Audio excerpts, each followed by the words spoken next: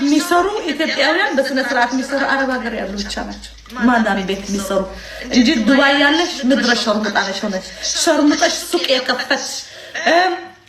የሀገርሽ ልጆች አታለሽ በለሽ በልተሽ ሸጠሽ ሰው የሀገርሽ ሴቶች በልተሽ ሱቅ የከፈልሽ ምድረ ብስብስ ሸርሙጦች በእናንተ ተባጥብጣልኝ ህዝብ ስለዚህ ዱባይ የሚኖሩ ሁሉ ተባብረው ሌቦች አሉ እዛ ይሄ ቃሌን ማላጥፍበት ዱባይ የምትኖሩ ኢትዮጵያውያን ሁላችሁ ሸርሙጣችሁ ነው የምትኖሩ ብዙ አቅነበት ኢትዮጵያውያን ግን እሙማቸው እየሸጡ ነው የሚኖሩ ሀቅ ነው ይሄ እሙሙ ሽጠው ከአረብ ምናምን ትንሽ ብር ይዘው ትንሽ ሱቅ ይከፍታሉ ከአገር ቤት በኋላ ወንድ ያመጣሉ